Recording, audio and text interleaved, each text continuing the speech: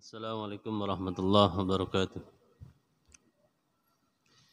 Innal hamdalillah nahmaduhu wa nasta'inuhu wa nastaghfiruh wa na'udzu billahi min shururi anfusina wa min sayyiati a'malina. May yahdihillahu fala mudilla lahu wa may yudlil fala hadiya lahu. Asyhadu an la ilaha illallah wa asyhadu anna Muhammadan 'abduhu wa rasuluh. Allahumma salli wa sallim ala Muhammadin wa ala alihi wa sahbihi wa man tabi'ahum bi ihsanin ila yaumiddin, amma ba'd. Qala Allah Ta'ala: Ya ayyuhalladzina amanu taqullaha haqqa tuqatih wa la tamutunna illa wa antum muslimun. Ya ayyuhan nasu taqu rabbakum alladzi khalaqakum min nafsin wahidah wa khalaqa minha zawjaha wa batha minhuma rijalan katsiran wa nisaa'a. Wattaqullaha alladzi tasaaluna bihi wal arham innallaha kana 'alaikum raqiba. Ya ayyuhalladzina amanu taqullaha wa qulu qawlan sadida يصلح لكم أعمالكم ويغفر لكم ذنوبكم ومن يطع الله ورسوله فقد فاز فوزا عظيما. Jamaah yang dirahmati Allah Ta'ala, satu pekan kurang lebih menjelang datangnya bulan Ramadan, kita senantiasa bersyukur kepada Allah Ta'ala. Allah masih memanjangkan usia kita sampai hari ini. Mudah-mudahan nikmat usia yang panjang ini bisa kita syukuri, apalagi ketika berjumpa dengan Ramadan. Dengan senantiasa menggunakan nikmat yang Allah Ta'ala berikan dalam ketaatan, apalagi di bulan Ramadan kelak. Ketaatan-ketaatan yang dilakukan oleh seorang hamba dari hamba-hamba Allah Ta'ala yang beriman banyak dimudahkan, banyak dilipat gandakan karena keberkahan bulan itu.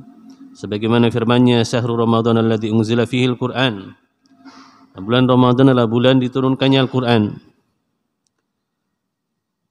Qad ja'akum syahrun mubarak. Telah datang kepada kalian bulan yang mulia, bulan yang diberkahi, yaitu bulan Ramadan. Maka jamaah yang rahmati Allah Ta'ala, waktu yang sisa yang Allah Ta'ala berikan di bulan Sya'ban ini, kita senantiasa meningkatkan keimanan kita kepada Allah, karena memang orang-orang beriman pula yang bisa melaksanakan amal-amal utama di bulan Ramadan. Apalagi juga sebagaimana hadis, man shoma ramadhana imanan wa ihtisaban. Siapa yang puasa Ramadannya karena iman, maka mempertebal iman akan membangkitkan kepada kita semangat amal saleh di bulan Ramadan yang luar biasa, sebagaimana yang dilakukan oleh para sahabat Nabi sallallahu alaihi wasallam. Jamaah yang rahmati Allah Ta'ala,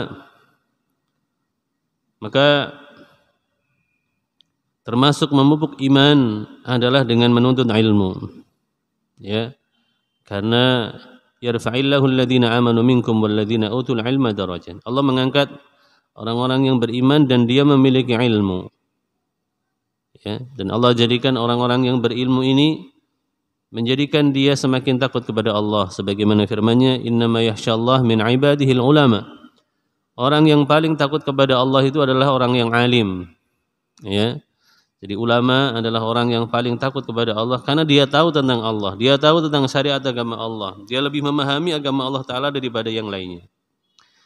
Jamaah yang rahmati Allah, kita lanjut pada hadis yang ke-557, masih di bab masalah kesombongan.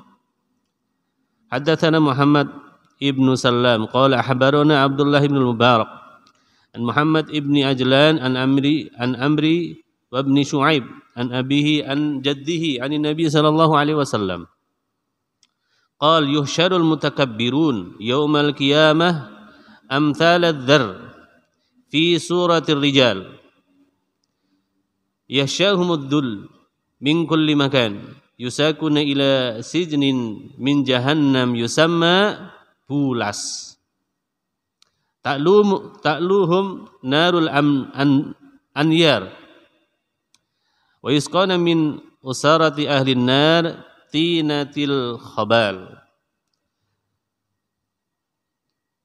Menceritakan kepada kami, kata Imam Bukhari, Muhammad bin Sallam, qala, beliau berkata, mengabarkan kepada kami Abdullah bin Mubarak, salah seorang ulama tabi'in, Ibnul Mubarak yang terkenal, ya, seorang mujahid, seorang yang kaya raya, seorang ulama. Berkumpul pada beliau beberapa keutamaan.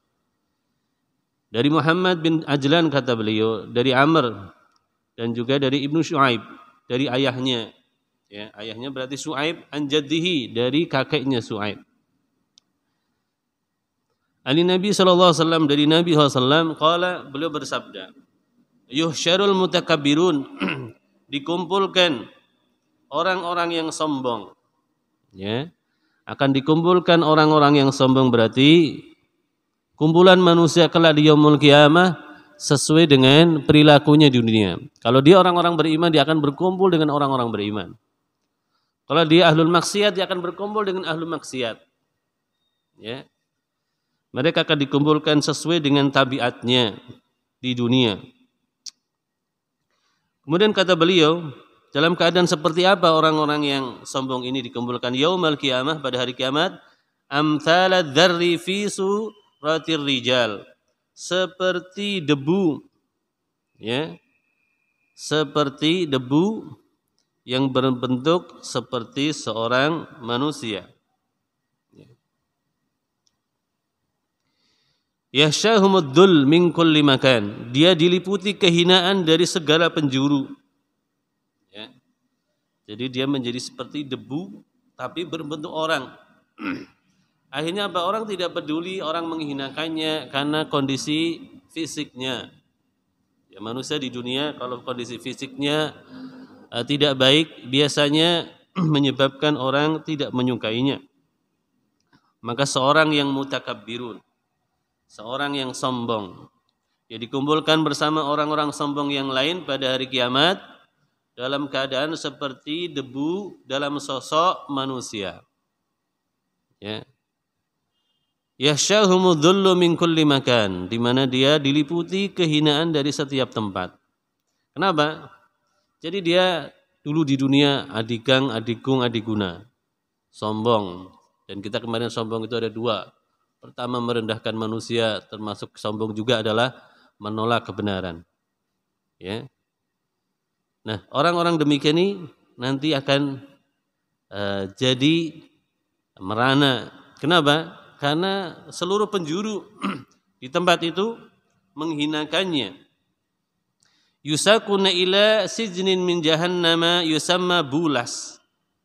Ya.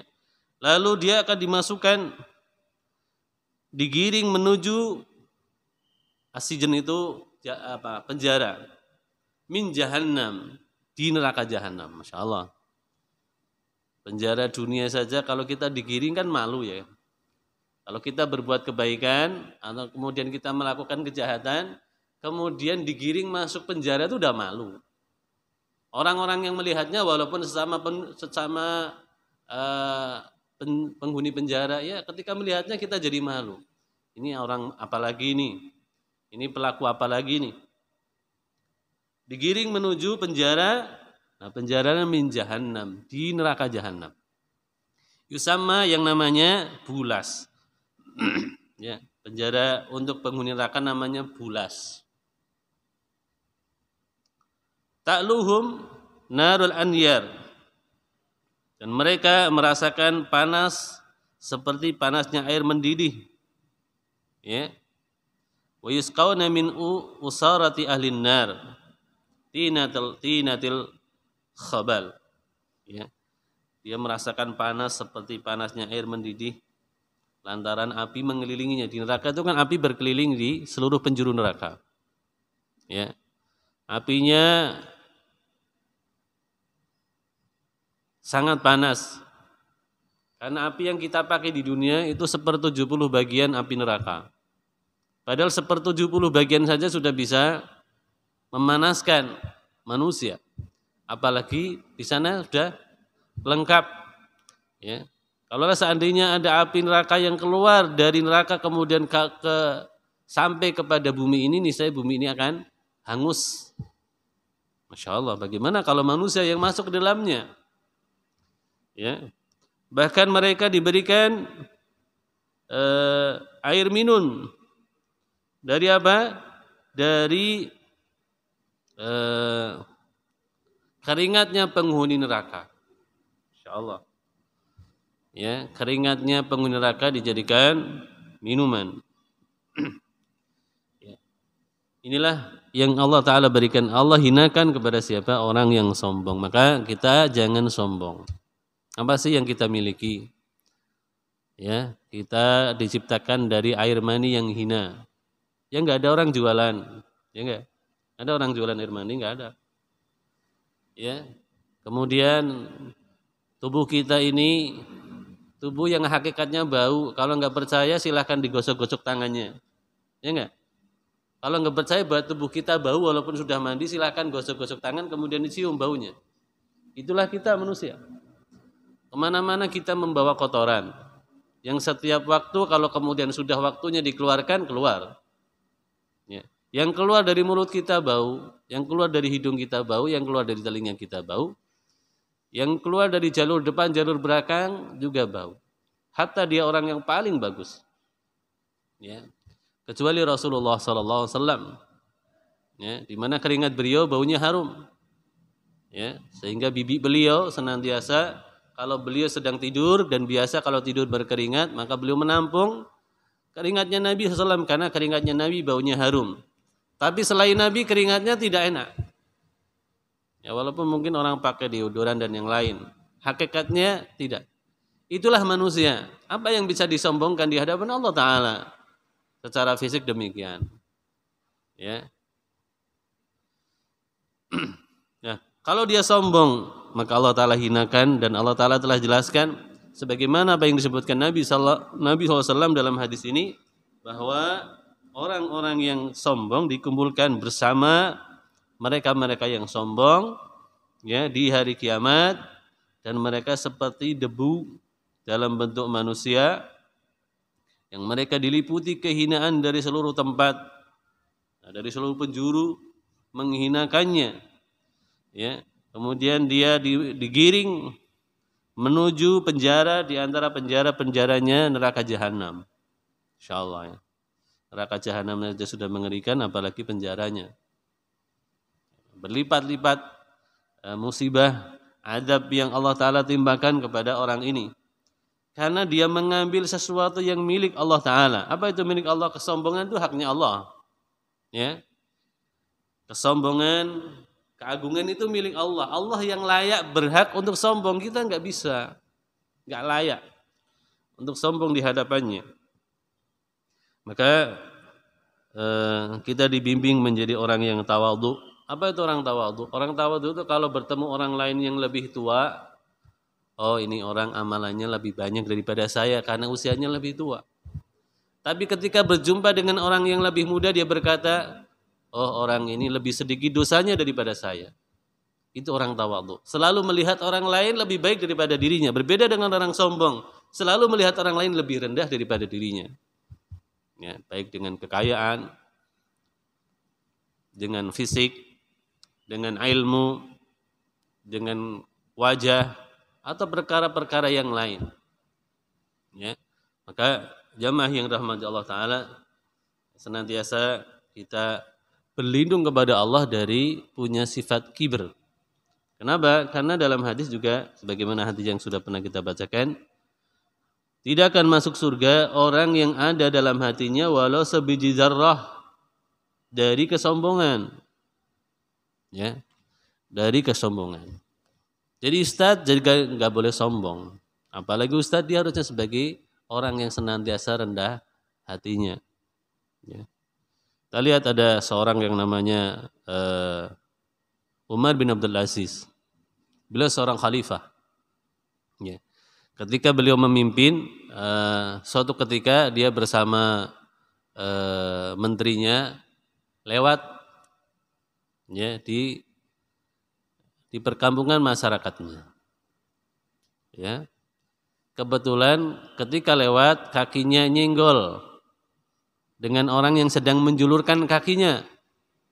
Dan orang yang menjulurkan kakinya sambil berkata, "Hei, kamu gila ya?" Beliau seorang khalifah disebut gila.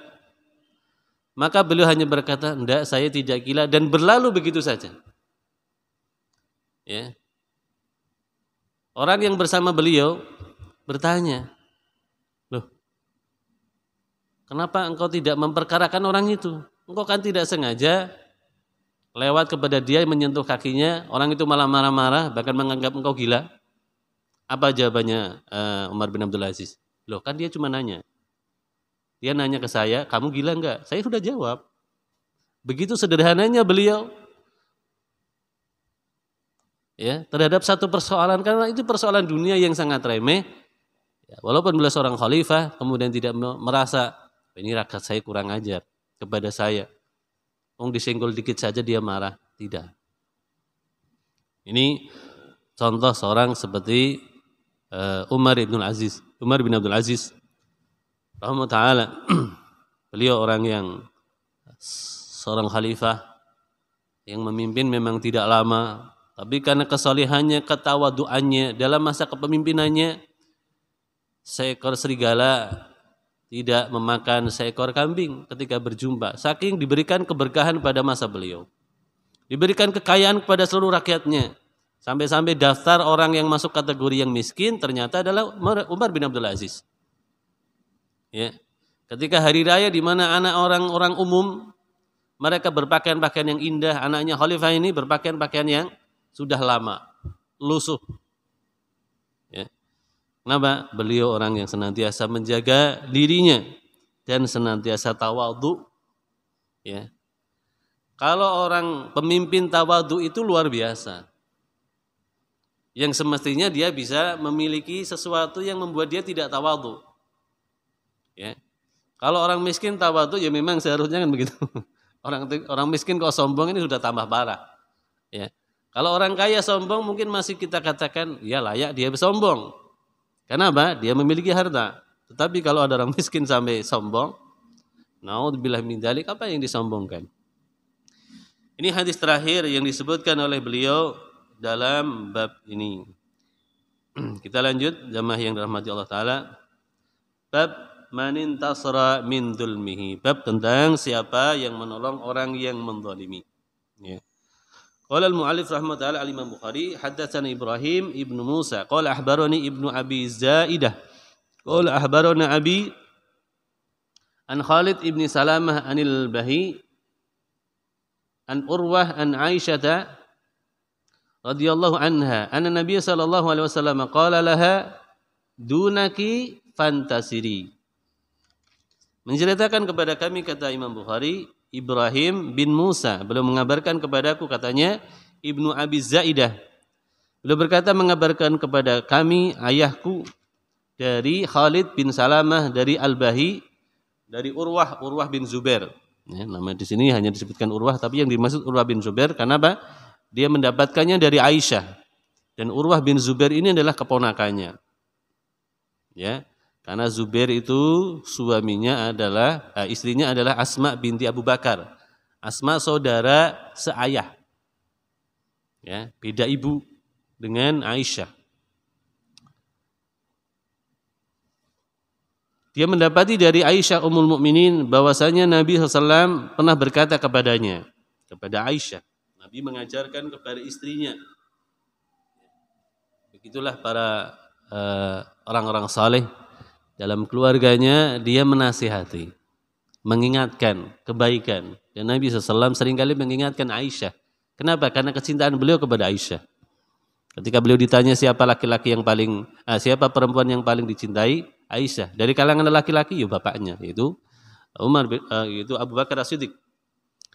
Nah, suatu ketika Nabi SAW berkata kepada Aisyah, memberikan nasihat, dunaki fantasiri. Kalau ada orang yang berada di bawahmu, maka tolonglah. Ya. Orang yang posisinya rendah itu perlu banyak ditolong, karena dia memungkinkan dizalimi. Ya, bawahan didolimi oleh atasan. Maka orang-orang demikian diperintahkan oleh Nabi SAW kita menolongnya karena dia tidak mampu. Orang yang lemah, bisa jadi lemah ekonominya, lemah derajatnya. Maka Nabi SAW memerintahkan kepada kita menolong orang yang didolimi atau orang yang posisinya lemah yang memungkinkan dia didolimi oleh orang lain. Ya. Di setiap zaman memang ya banyak ya. Kasus misalkan pembantu didolimi majikannya itu banyak. Kasus bawahan didolimi atasannya banyak ceritanya. Ya, Nabi SAW memerintahkan dunaki fantasiri. Terhadap orang yang berada di bawahmu, maka tolonglah dia. Jangan malah mendolimi dia. Ya. Karena orang yang didolimi juga dalam riwayat yang lain doanya itu dikabulkan. Ya. Jadi kalau kita didolimi, doa kita makbul. Tidak usah khawatir. Ya. Jadi kalau didolimi, kita bisa mendoa dan doa kita makbul, tidak ada penghalang. Kita dalam hadis ini diperintahkan oleh Nabi SAW untuk menjauhkan diri dari kedoliman, apalagi kepada orang yang berada di bawah kita. Berikutnya, ada hadis ini cukup panjang, berkisah tentang rumah tangga Nabi SAW. Jadi Nabi SAW bersama istri-istri beliau ya terkadang menghadapi ya liku-liku rumah tangga. Ya, liku-liku rumah tangga. Dan hadis ini di dalamnya ada tentang bagaimana keadaan istri-istri beliau bersama Nabi SAW. Jadi suatu ketika disebutkan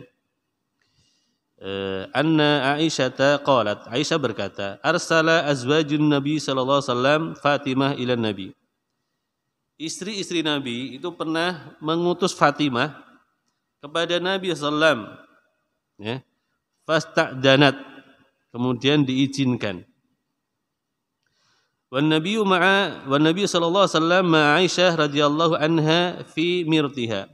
Waktu itu Nabi sallallahu alaihi wasallam bersama Aisyah ini ya dalam satu selimut, yang mereka suami istri ya, Aisyah dengan Rasulullah SAW.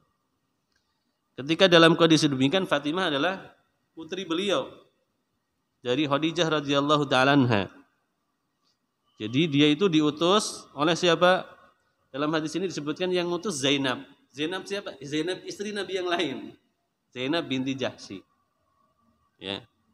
Jadi suatu ketika Zainab itu kalau mau langsung memperkarakan istri yang lain itu agak sungkan. Maka pakai orang lain, yaitu anaknya Nabi SAW, yaitu Fatimah. Ya.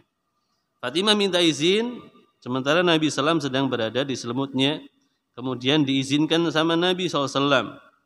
Ya. Lalu kemudian Fatimah fa'adina laha fadakhalat. Masuk, faqala, dia berkata, inna azwajaka arsalani yas'alnakal adal fi binti Abi Quhafa.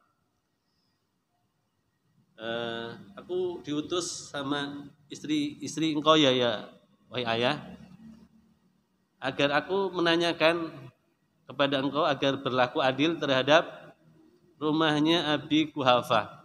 Anaknya Abi Quhafa, yaitu rumahnya Aisyah. Ini persoalan dalam rumah tangga Nabi SAW.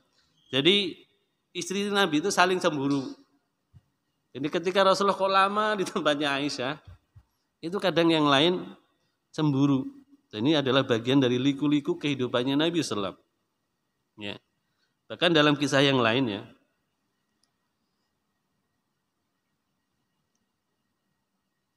jadi suatu ketika Nabi SAW mendatangi rumah salah satu istrinya. Ini kisah yang lain, Zainab binti Jahsy. Ya. Nah, Zainab binti Jahsy ini adalah perempuan yang Rasulullah menikahinya karena perintah Allah. Dalam surat Al-Ahzab ayat 37.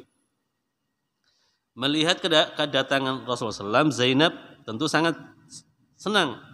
Ya. Maka di rumahnya Nabi SAW singgah dalam waktu yang cukup lama. Ya. Dan beliau juga menikmati madu yang dihidangkan istrinya tersebut. Mendapati kabar itu, Aisyah cemburu. Ya. Karena Zainab itu menyuguhkan madu, padahal Nabi itu senang madu. Nah, dia nggak pingin disaingi ketika ngasih. Saya juga ngasih madu. Gila, ini kok Zainab ngasih madu Nabi jadi berlama-lama di sana. Wah, ini tak suka Aisyah. Sehingga cemburunya Aisyah kepada Zainab yang menyuguhkan madu, ya. Merasa tersaingi. Lalu dia menemui Hafsah. Hafsah siapa? Ya istri Nabi yang lain, Hafsah binti Umar. Ya. Yang usianya sebaya. Jadi Hafsah dengan Fatimah itu usianya dengan Aisyah sebaya. Jaraknya tidak jauh antar mereka.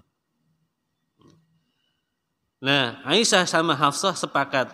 Jadi nanti kalau Nabi menemui salah seorang di antara mereka, maka ya pura-pura kalau Nabi datang menutup hidung, merasa membawi sesuatu dari Nabi SAW, bau yang tidak enak. Jadi mereka sudah sepakat, kita anu aja ya, nanti kalau Rasul pulang, kita pura-pura ketika Nabi datang menutup kita hidung, kemudian merasa bau dengan madunya yang sudah diminum oleh Rasulullah di tempatnya Zainab. Karena mereka bersepakat itu mungkin madu telah yang didapat dari lebah yang mengkonsumsi getah pohon maghafir yang terkenal memiliki bau tak sedap. Jadi mereka sudah bersepakat. Ini istri-istri Nabi ya. Ya, kita karena istrinya satu nggak ada masalah ya. Jadi ini keadaan istri-istri beliau.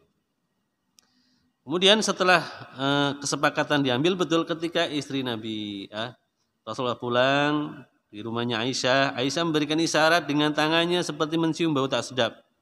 Ya. Nabi berkata, aku hanya memakan madu di rumahnya Zainab. Ya.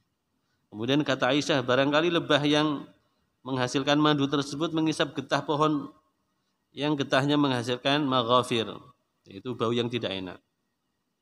Kemudian mungkin Nabi ingin tahu apa benar ini pernyataan Aisyah. Ketika itu kemudian pergi rumahnya Hafsah yang sudah sepakat dengan Aisyah. Ya. Rasulullah kemudian berkata, aku hanya minum madu di rumahnya Zainab binti Jahsy dan aku tidak akan meminumnya lagi. Sehingga Nabi seolah ingin mengharamkan madu itu lagi. Lalu turunlah permulaan surat At-Tahrim yang dalam surat itu maknanya mengharamkan. Secara harfiah penamaan itu mengingatkan Nabi agar jangan mengharamkan perkara yang Allah tidak haramkan. Sampai seperti itu keadaan Nabi SAW. Ya. Demikian pula dalam riwayat yang lain ada kisah. Jadi Nabi SAW punya anak itu hanya dari Khadijah dan dari budak yang dipersembahkan oleh Raja Maukis. Raja Maukis adalah raja dari Mesir. Dia menghadiahkan kepada Nabi namanya Maria. Karena dari Mesir itu terkenal sukunya Kipti, Maria Al-Kiptiyah. Ya. Dan memang dia berparas cantik. Sehingga ketika dia dijadikan budaknya Nabi SAW, Nabi sempat menggaulinya sampai punya anak namanya Ibrahim. Ya. Aisyah cemburu karena ini malah punya anak dari budaknya, kan boleh seorang majikan berhubungan dengan budaknya. Budak loh ya, bukan pembantu. Beda hukumnya antara pembantu dengan budak. Kecemburuan tersebut hadir pada diri Aisyah. Demikian pula Hafsah. Ya. Sehingga keduanya kemudian disebutkan dalam riwayat ketika Rasulullah berduaan dengan Maria di kediaman Hafsah, maka Hafsah waktu itu berada di luar. Ketika sampai di rumahnya, dirinya mendapati suaminya malah bersama Maria Al-Kiptiyah, sehingga cemburu. Ya Rasulullah, engkau lakukan hal itu di rumahku, di atas tempat tidurku dan pada hari giliranku, kata Hafsah dengan kesal kepada Nabi SAW. Maka Rasulullah segera meredakan amarah Hafsah dengan maksud hendak menyenangkan perasaan Hafsah. Ya. Sambil Nabi menyatakan sejak itu Maria haram bagi beliau. Ini sebagian menjadikan ini sebagai riwayat asbabul nuzul dari surat At-Tahrim tadi. Ini peristiwa lain yang memberi gambaran tentang bagaimana keadaan Nabi SAW beserta istri-istrinya yang dalam hadis ini juga disebutkan. Jadi Aisyah berkata bahwa istri-istri Nabi itu pernah mengutus Fatimah kepada Nabi SAW. Ya, lalu Fatimah meminta izin, ketika itu Nabi SAW, kata Aisyah, yang waktu itu berada di selimut berbarengan dengan Nabi dan meminta izin masuk. Fatimah anaknya beliau. Lalu Fatimah pun masuk, kemudian dia berkata, sesungguhnya aku diutus oleh istri-istri Nabi SAW yang lain nanyakan tentang adillah kepada siapa? Kepada masalahnya Aisyah. Kemudian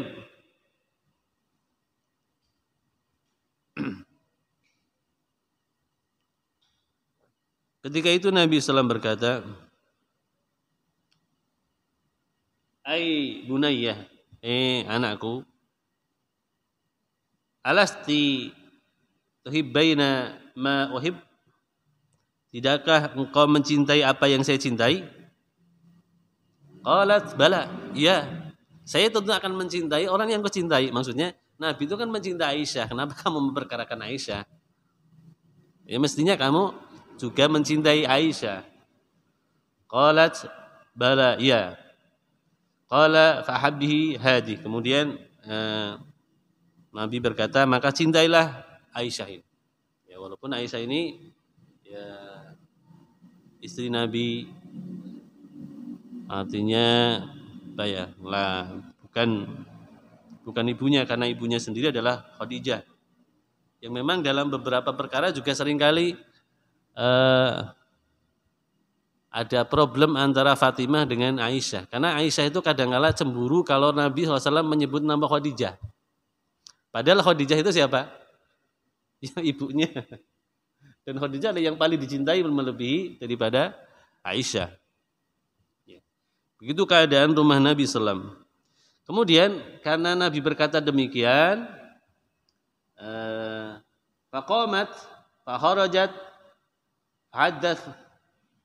fahaddatsathum.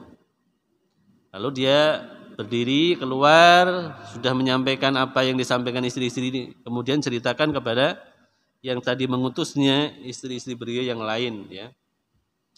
Kemudian faqulna ma ahnaiti anna syai'an tarji ilai.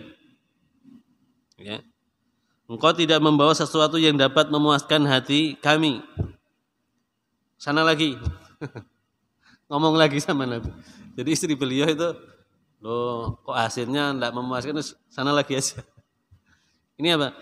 Ya lumrahnya kehidupan rumah tangga Nabi. Ya, begitu. Ya manusiawi kan, manusia. Nabi SAW adalah basyarun lakal basyar. Demikian pula istrinya.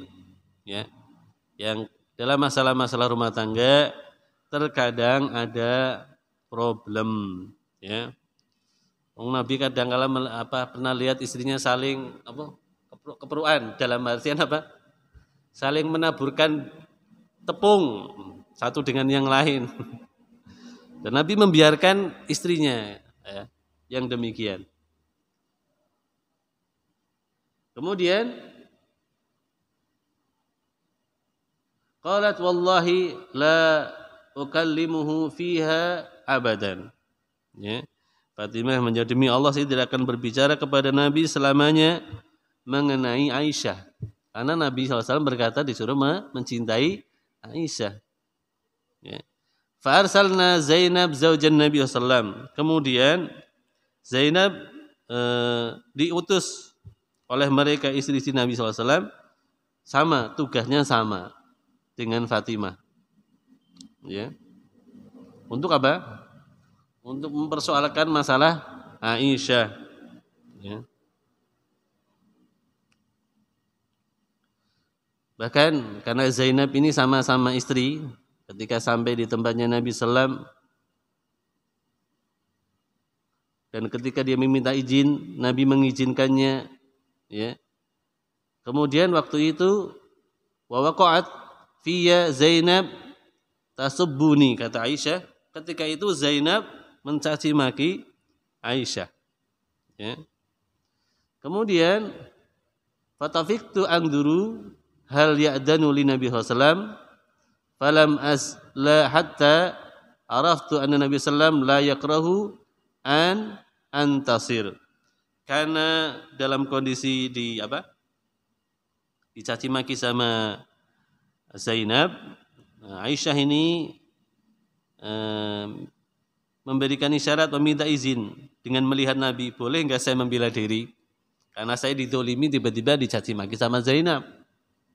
Zainab datang kok tiba-tiba malah mencaci maki saya. Apakah saya ini karena didolimi boleh membela diri? Ya, dengan memberikan isyarat melihat ke arah Nabi SAW dan Nabi tidak mengingkarinya. Ya, dan Nabi tidak mengingkari ketika Aisyah mau membela dirinya. Jadi kalau kita didolimi orang boleh kita membela diri. Jadi kalau kita dipukul boleh kita menghindar atau balas memukul boleh. Bukan dipukul pipi kananmu serahkan pipi kirimu, bukan. Ya. Boleh kita membalas dengan balasan yang serupa. Itu boleh, tidak haram. Memang yang lebih utama memaafkan. Ya, yang lebih utama memaafkan. Tapi kalau membalas dengan balasan yang setimpal tidak mengapa. Tapi jangan sampai membalas dengan balasan yang lebih. Dia pukulan ukuran 10 kilo, kita pukulan dengan pukulan ukuran 30 kilo ya. Maka kita harus paham, oh dia pukulannya sekuat ini, maka saya balasannya boleh yang sekuat yang sama. Fawaqatu bi Zainab falam anshab an athkhantuha ghalabah. Kemudian ya fadabassama Rasulullah sallallahu tsumma qala ama innaha ibnatu Abi Bakar. Sampai-sampai ketika itu Nabi SAW tersenyum saja melihat apa yang dilakukan istrinya Zainab kepada Aisyah dan apa yang dilakukan kepada Zainab untuk membela diri dari caci makinya. Sambil berkata, ama innaha ibnatu Abi Bakar. Ya, itulah putrinya Abu Bakar, memang begitu. Ya, memang tabiatnya Aisyah ini juga pencemburu. Ya. Karena pencemburu itu ketika ada istrinya yang lain yang kemudian mencaci maki, gampang apa?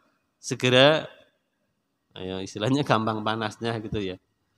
Tapi Nabi SAW melihat mereka sambil tersenyum, kemudian berkata, ya begitulah keadaannya anaknya Abi Kuhafah yaitu atau putrinya Abu Bakar. Jadi jamaah yang rahmati Allah Ta'ala, yang ada dalam riwayat ini, ya tadi ketika Aisyah mau membela diri ketika didolimi oleh Zainab. Ini yang masuk dalam kategori bab maning tasra min dulmihi, bab tentang menolong orang yang didolimi. Ya. Jadi jamaah yang rahmati Allah, ini keadaan istri-istri Nabi ketika mereka berhubungan satu dengan yang lain, ya. Dan memang ya berat ya. Dan Nabi SAW harus berlaku adil kepada istri-istri beliau dalam hal-hal duniawiyah, karena urusan cinta nggak bisa. Ya. Cinta itu nggak bisa dibagi-bagi. Oh, istri saya yang pertama 25%, yang istri yang kedua 25%, istri yang ketiga 25%, istri yang terakhir yang keempat 25%, nggak bisa. Mesti ada yang paling dicintai. Seperti kita mencintai anak-anak itu paling ada yang paling kita cintai, itu tidak apa-apa. Yang penting dalam pemberian itu sama, sesuai dengan levelnya mereka. Seperti Nabi Yakub lebih mencintai Yusuf daripada anak-anaknya yang lain. Tidak mengapa, karena memang ada keistimewaan. Dan itu adalah perkara yang sunnatullah. Nah, Nabi SAW lebih mencintai Khadijah daripada istri beliau yang lain. Beliau lebih mencintai Aisyah dibandingkan istri beliau yang lain. Ya karena keutamaan-keutamaan yang ada pada istri beliau yaitu Khadijah dan Aisyah. Walaupun demikian ya tetap ya beliau menjaga kerukunan di antara istri-istri beliau yang terkadang ada problem, ya problemnya seperti tadi ya. Kadang mencaci maki karena urusan kecemburuan, dan beliau memahami bahwa memang istrinya sangat mencintai beliau sehingga mereka satu sama lainnya cemburu. Demikian jamaah yang rahmati Allah, karena sudah waktu Isya kita cukupkan. Mudah-mudahan Allah Ta'ala memberikan kemudahan kita dalam memahami beberapa riwayat tadi. Subhanakallahumma bihamdik, asyhadu an la ilaha illa anta astaghfiruka wa atubu ilaik. Assalamualaikum warahmatullahi wabarakatuh.